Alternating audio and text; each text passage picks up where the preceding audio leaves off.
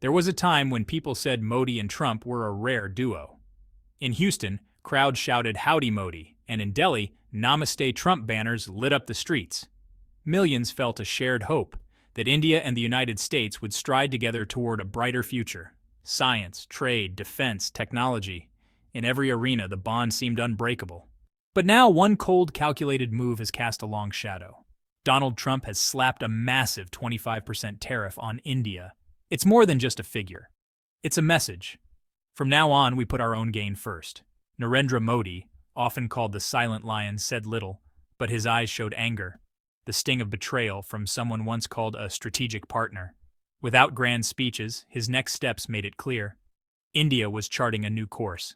That path now leans toward Russia, with its cheaper oil, toward China, once a rival, now a trading partner, toward the Middle East, Africa, South America, places where new roads and ties are being built. One decision forced Modi to set aside friendship and put the nation first. And when a leader chooses country over alliance, it means something deep has broken. Ask yourself, can a tariff, just a financial measure, really do that much damage? But when that 25% hits small Indian exporters, when farmers' goods suddenly become too expensive for United States buyers, when software engineers find it even harder to secure United States visas, it's not just policy. It's a crack running from the economy to the heart. Ramesh, a glove exporter from Punjab, has stopped shipping to America. Sheila, an IT engineer from Bangalore, is watching her H-1B dream fade.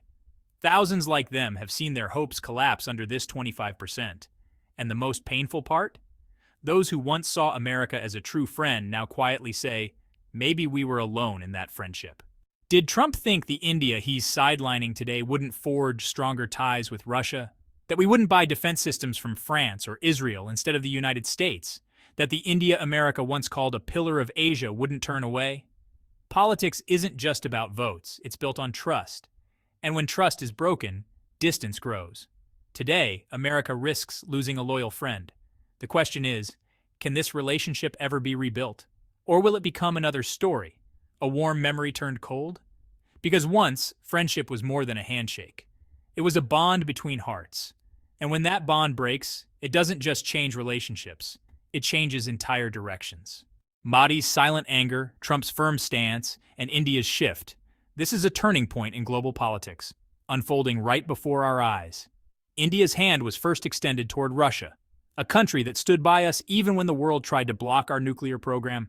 That trust has been revived, through affordable oil and new defense deals. Then came the Middle East.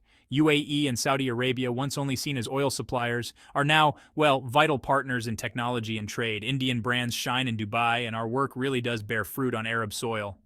Africa, too, walks alongside us. Where others once exploited, India has built schools, hospitals, and honestly hope. African leaders now call India not just a partner, but a brother.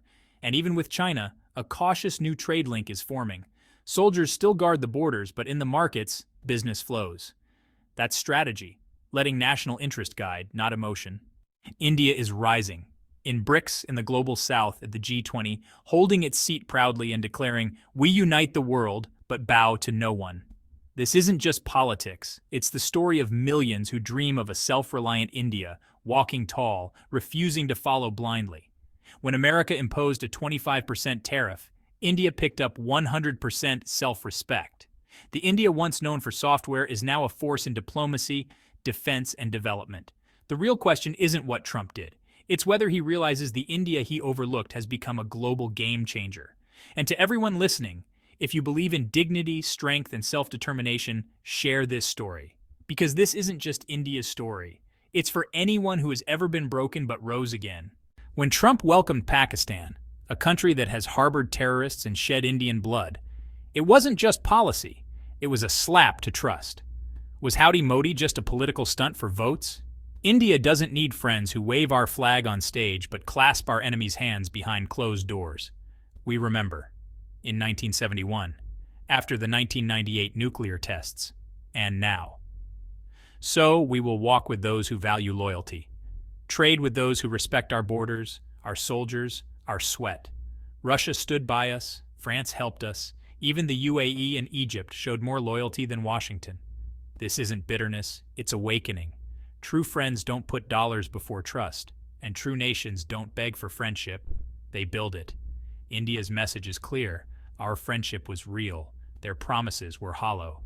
Thank you for showing us your true face. We will move forward, stronger, wiser, and never dependent again. Because when friendship turns into profit, loyalty dies quietly. And in that silence, a new India is born. India isn't naive. We know that in diplomacy, there are no permanent friends, only permanent interests. But even in the cold realities of geopolitics, there's a line, a sacred one, where loyalty still carries weight. That line was crossed the moment profit took priority over partnership. The moment we realized we were never truly treated as equals, only as a market, a vote bank, a short-term advantage. And the worst part? We didn't explode in anger. We didn't storm out of alliances or shout betrayal to the world. We went quiet. Because in India, when the heart breaks, the voice doesn't always rise. It retreats, it remembers, and it never forgets. There's a unique pain in that silence, the kind where you're unsure if you're more angry or ashamed. Ashamed for believing too much in words that were never meant to last. Ashamed for thinking friendship was mutual when it was always conditional. And as we saw America extend warmth to nations that have spilled Indian blood, as we watched them shake hands with those who've harbored our enemies, we didn't feel rage. We felt a cold realization. This was never about us. It was always about gain, always about control. And when gain ended, so did the smiles. But in the silence where loyalty died, something else, something stronger, awoke. Because when a nation feels used, when its heart breaks quietly, when its people see the truth without needing to be told, they do not fall. They rise, not with vengeance, but with vision, clarity, and resolve. The greatest tragedy is not when an enemy attacks. It's when a friend forgets your worth. And in that forgetting, something is lost that can never be rebuilt the same way again. Not with words, not with handshakes, not even with deals. Only time will speak now.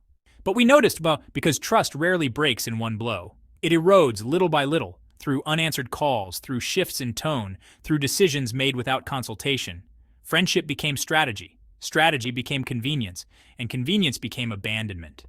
While India stayed loyal, America shook hands with those who have hurt us, smiled at those who've caused us pain, and called our enemies partners. In doing so, they didn't just reject diplomacy, they insulted memory, the memory of our sacrifices, of our steadfast support, of the belief that friendship is a responsibility. The heartbreak wasn't about losing a trade deal. It was realizing we were seen as profitable when useful, disposable when not. We didn't leave the table. We waited, listening, only to discover we were the only ones still sitting there. That kind of betrayal, from a friend, not a stranger, lingers. It's felt by the student dreaming of Silicon Valley, by the trader building overseas ties, by the everyday Indian who imagined a future powered by mutual strength. And still, we didn't slam doors. India's grief isn't loud, it's reflective, it absorbs, and it remembers. We remember who stood by us when it mattered and who walked away when we needed them to stay. We remember who called us a friend, only to prove otherwise. Have you ever reached out in hope only to be met with a closed fist? We did, and that fist was a tariff. We offered our hand not from weakness, but from belief, that friendship between nations is more than transactions, that respect can cross oceans and ideologies, that when two great democracies shake hands, they shape history.